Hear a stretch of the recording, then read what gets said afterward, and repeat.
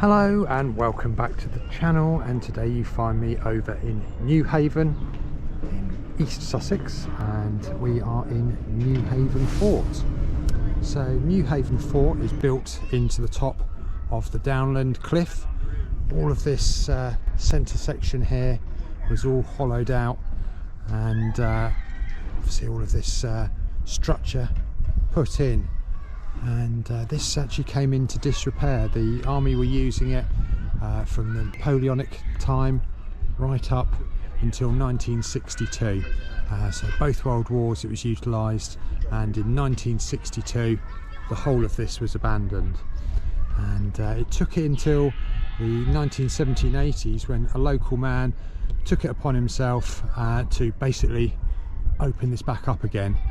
Everything had been removed, so all of these windows, doors, all of that had been completely stripped, and because it was derelict and people were coming in there and the council were worried about people hurting themselves in there, they actually tried to bury it. So they put loads of soil and filled the soil levels right the way up to the tops of the arches.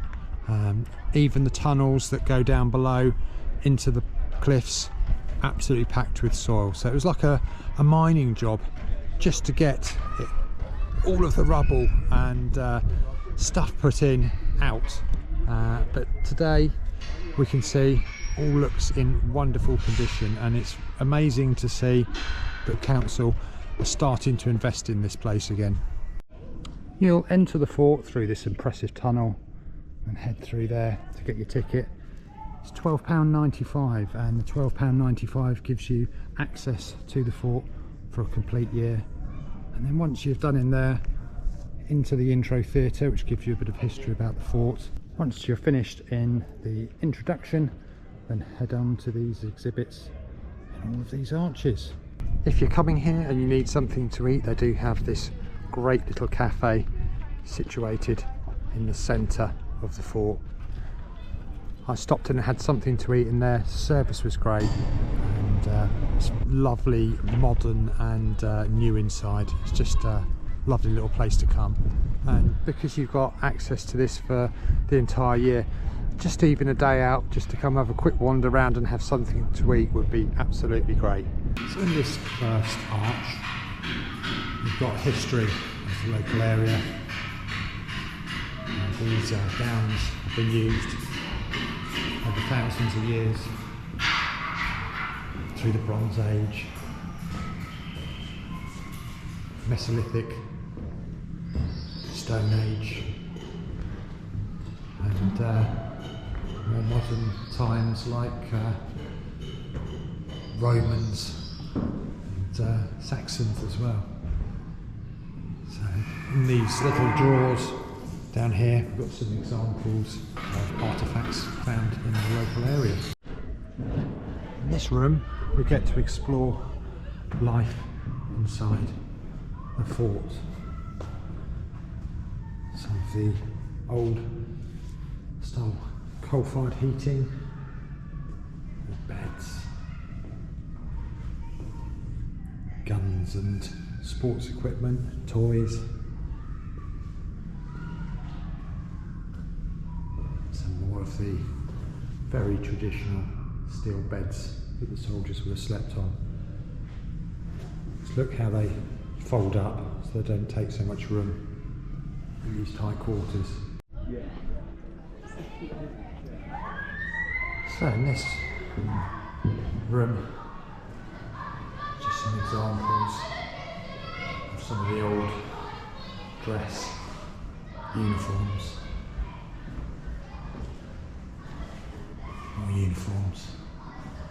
more uniforms, and some of the memorabilia through the history of the fort. So in this one we learn about the history more recently. The military moved out in 1962, and local estate agent David G and Leslie Thorpe took about repairing this derelict structure back in so far in 1988. back here, there is a live show you can watch. Sussex on the front line. So this one's got some more displays in here. Players of Call of Duty will remember the Bren gun and the Luger. Over on this side, I think this is built for PPK or P38.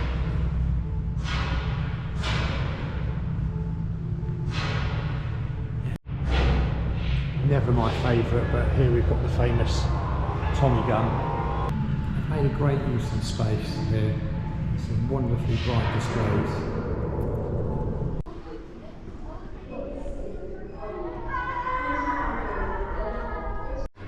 This room's dedicated to Dieppe and D-Day.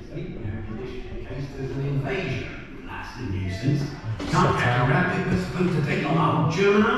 in a 1940s style. Same reason old telephone.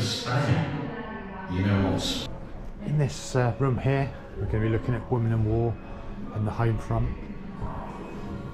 Some exceptionally good displays here, museum quality.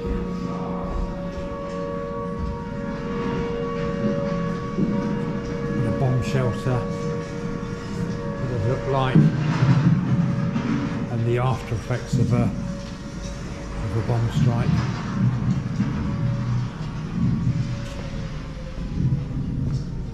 Artifacts from over in the day.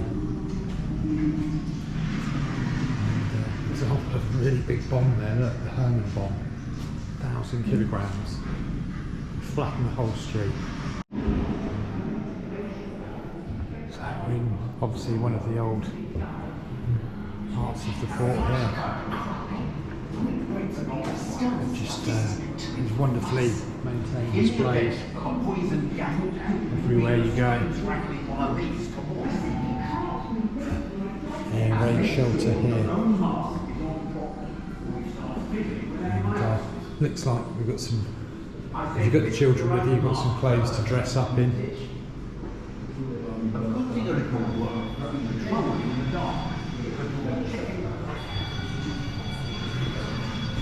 I think what helps it is the lighting so good in here.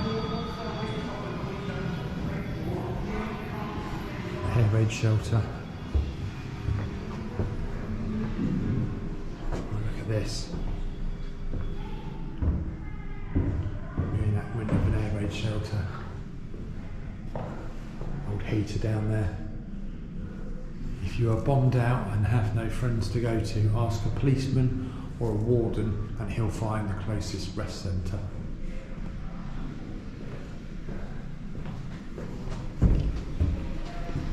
Have you left anything behind?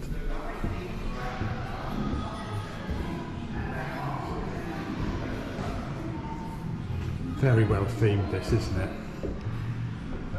Very well themed.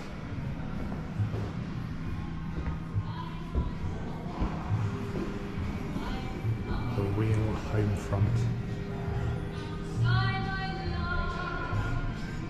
That recreation of a 1940s living room. Not all of it is open today, but once you've paid your $12.95 you can come back as many times as you want in a year. Got this great children's play area. I love the way that they've used what looks like an old Nissan hut to put some extra indoor play stuff in. So I was just speaking to one of the chaps down there that's helping to get this place in order, and some of these places aren't open, but the reason they're not open is that during COVID and this place was locked down, some of these tunnels got flooded and there's a lot of damage that's happened inside the tunnel. So they are currently working very hard to try and get some of these parts of the fort reopened. So this room is fascinating. It's right next to the Grand Magazine, but basically they were loading gunpowder into the shells in here, but as a precaution for anything detonating the gunpowder, you had this room that they would be working in, and then candles would be put in these windows, and a completely separate passage at the back here to put the candles in, so no sparks or flames could go in. You also had, before you entered this building, you had to change your clothes as well, just so your clothes didn't have any metal on that might cause sparks. During World War II, this was actually converted into a decontamination room.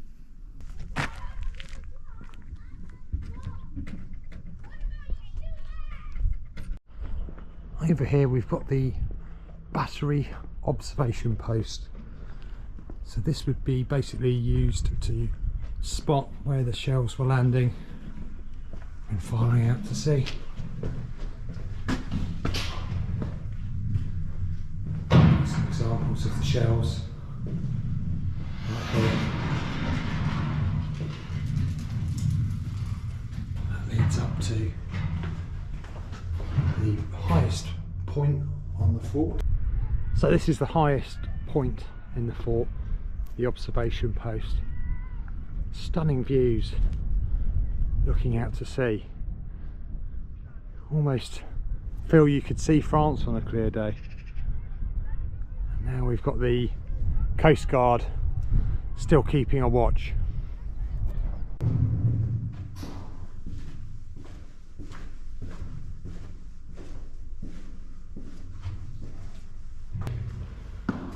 Observation deck.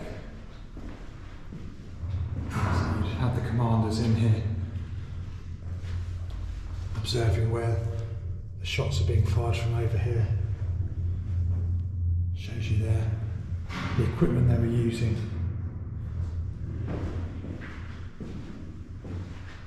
Great views looking out to sea and of the white cliffs to my left.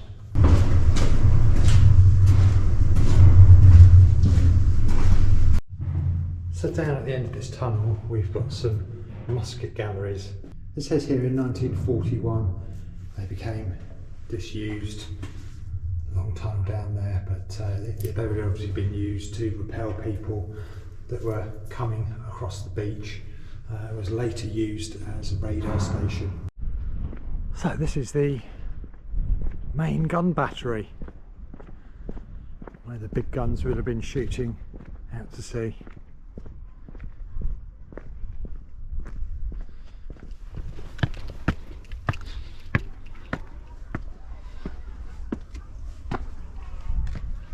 Still got the magazine stores here.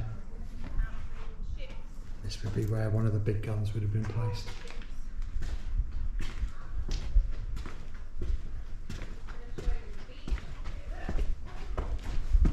More magazine cabinets tucked down there. It's just commanding views of the sea from here. We've got these big concrete structure overhead. Try and stop shells coming through and taking out the big guns. So this particular gun is the Mark 6 breech loading gun, and this one was installed in 1983, but it says here that the gun emplacements have been here since 1901, and they had a Mark 7 breech loading gun similar to this one that we can see today. But this replaced a pair of guns originally from 1873, 9 muzzle loading guns. It took a team of 12 soldiers to operate this gun, so it had been really busy around here back in World War II. Much smaller gun here, the 12-pounder, but this one had a different task. Obviously this one would be guarding the mouth of the harbour, so it didn't have to shoot so far out at sea, but these 12-pounders still packed a punch. Alright, let's go and explore one of the tunnels. See where it takes us. I only just fitted here, I've only just got enough clearance on my head. If I had a helmet on and some army boots. Probably be scraping on the roof.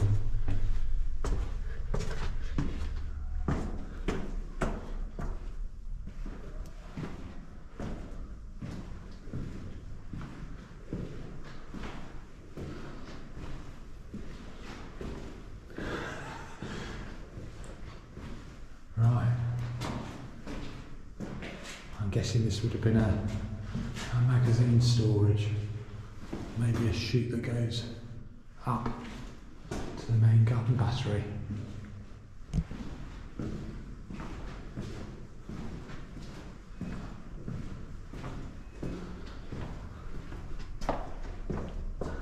In fact, actually that's the device, isn't it, for taking ammunition up to the gun battery. There would have been a cranking handle on there. You'd have put the ammunition on the top there and lifted it up.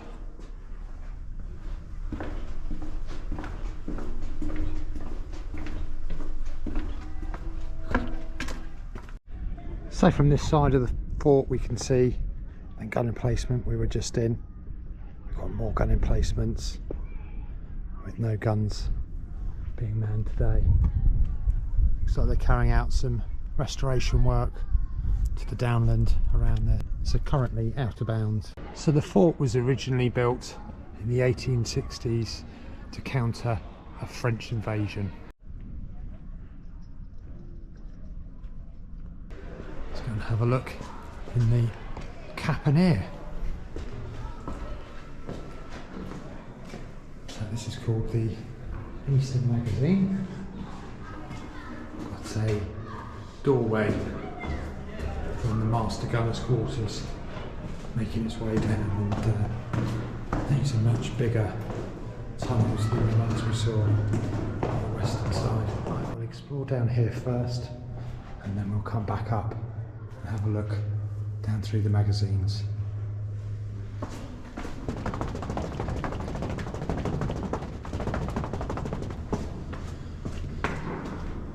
Right, we're probably deep underground now.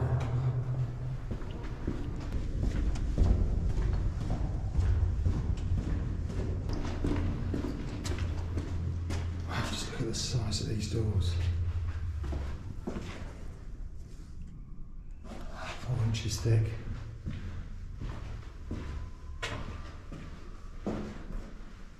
These are the musket batteries. So these would have been used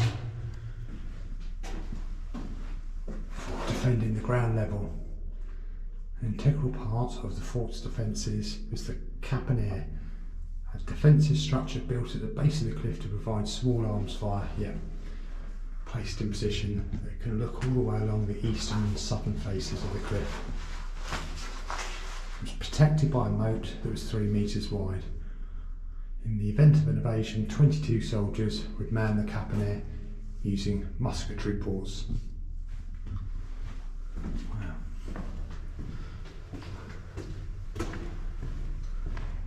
Just goes on, doesn't it? Look. We kind of saw some of this when we went to Shoreham Fort, but Shoreham Fort is closed up so you can't get inside to see. But would have been very busy in here, wouldn't it, in the event of an invasion?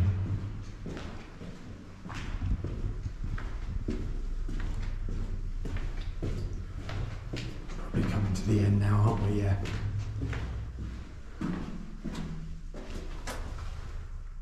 So when the fort was being restored, all of these tunnels were completely full of rubble and all of these steps were damaged.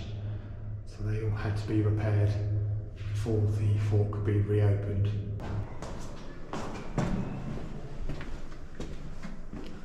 Wow. Absolute warren, isn't it? Look. A lighting passage. So I'm guessing a bit like it is like the laboratory. You basically would have to come here and put lights in to illuminate the gun magazine, and that would be done through a window so you couldn't get any sparks igniting the gunpowder. Very well thought out. And again, some more of these machines that would be used to Send the ammunition up. Woodlands post here.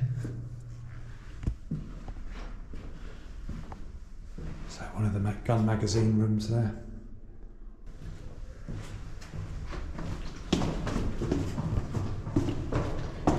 Another place where shells would have been put up. And again, to illuminate that room, you'd have had candles in here to not set off the powder.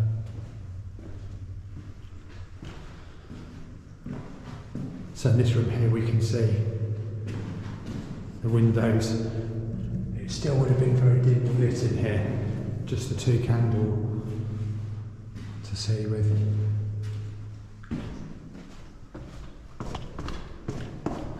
And deep underground now.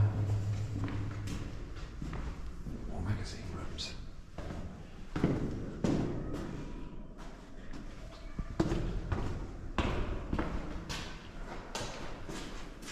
Rules for entering and leaving the clean area. Uniform civilian clothes and then magazine clothes.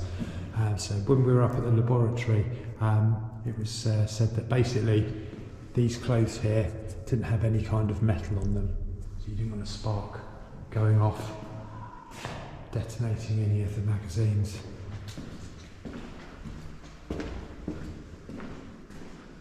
And this is the other end of the lighting passage. Huge ceilings. Right, let's head into World War One. I keep saying this, but they make great use of these spaces. Bright, colourful displays. Kind of reminds me of going to London to the Imperial War Museum. Similar displays like that. And there. Just showing you trench warfare. The first use of anger of the machine gun. He captured the machine gun and shot the gunner with his revolver. Finally, after carrying several wounded Medical station there. he was himself. And then flowing into World War II. Mr. Adolf there. It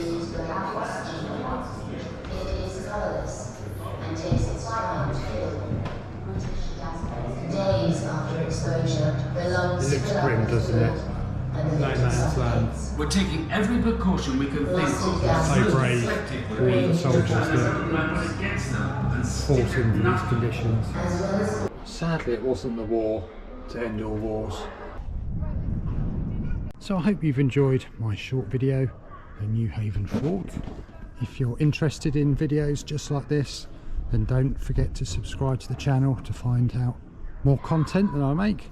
And if you have enjoyed this, then please give me a thumbs up. And thank you very much for watching.